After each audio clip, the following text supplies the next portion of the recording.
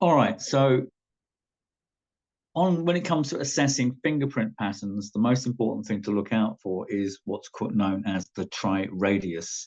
The triradius is a little sort of triangulated formation in the skin ridges, which you can see in all the different fingerprint patterns types. And I'm just going to show you where they are in these examples, and then you'll know what I'm talking about. Probably of all these examples, the easiest one to see here is the loop. So if we look in the loop fingerprint pattern here, we can see that there's a little triradial formation here. The ridges kind of make a kind of triangular shape or a triradiant shape, which is there. And you can see that just to the right in this example of the ulnar loop. So the loop comes up and around, and on the underside of the loop is this one triradius here. And if you go to the whorl, you can see that you've got the spiral of the whorl here, but you've got a triradius on this side and a triradius on the other side. And this is the basic classification system developed by Francis Galton in the 1890s to determine which fingerprint pattern is which. And he basically said there are three main fingerprint pattern types: the arch, the loop, and the whorl. And how you know what kind of fingerprint pattern they are is because of the triradius. So an arch has no triradius, and you can see with this arch pattern, there isn't a little triangulation point in the middle of that pattern at all. And then the loop has one triradius, and it's always on the side, sort of underneath the wave. I like to think of the loop as a wave coming up and over like that. And then the triradius is over there on underneath the sort of building up of the wave. And a whorl has two triradii. And that was basically the classification. He said that that's how you know one fingerprint pattern from another. An arch has no triradius, the loop has one triradius, and the whorl has two triradii. Now, there are four other fingerprint patterns that exist aside from those three. The loop can be either an ulnar loop or a radial loop, and of course that's exactly the same, except the triradius is on the other side of the loop because it's going in a different direction. The tented arch is very much like an arch in its general configuration, except it has a triradius in the middle of the pattern. So where you have with the loop, you have the triradius on the side. In the tented arch, you have the triradius in the middle. This particular example isn't a very good one because it's only got a quite short little point going upwards.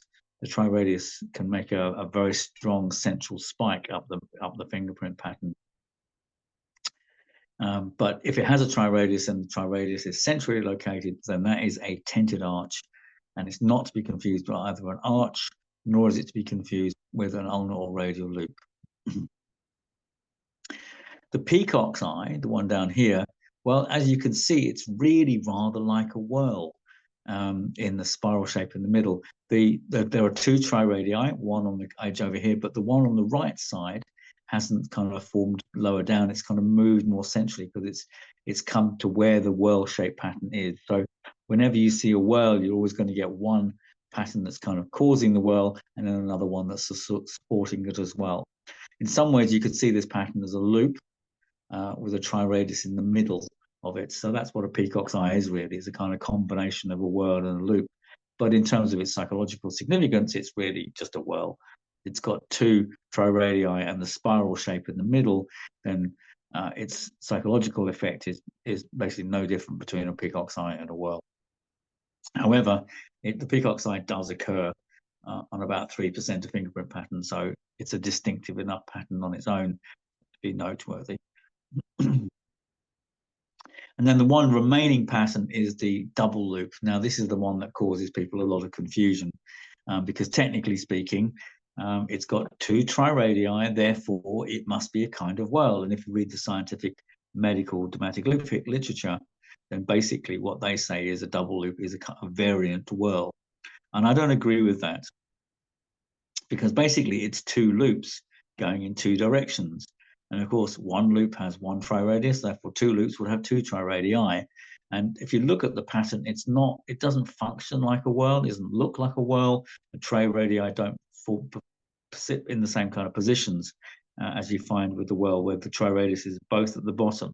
What you get is the triradius is underneath the wave of the arch of the wave of the loop in that kind of way. So there, in this case, that one's starting that one, and this triradius is starting that one. So it's better to describe this pattern as a double loop or a twinned loop. Sometimes it's called a twinned loop, because it is two loops, and it has a psychological significance, which is quite unique and quite distinct, but it's definitely not a whorl. So don't be confused because it's got two triradii. That does not make it a whorl. The psychological characteristics of a double loop are very, very unique. The double loop occurs in about 4% of hands in European peoples. The tented arch occurs in about 1% of hands in European people, so very, very rare. The arch is about 8 or 9%. The loop's about 63% if you count. 58% for ulnar loops and about 5% for radial loops.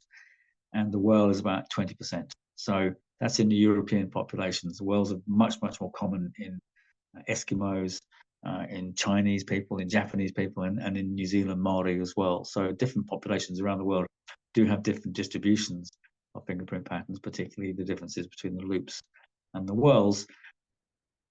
Arches are the third most common fingerprint pattern, and are still fairly rare at only 8 or 9%. The highest incident of arches ever found in the world was in a tribe of people in the Congo, Democratic Republic of Congo.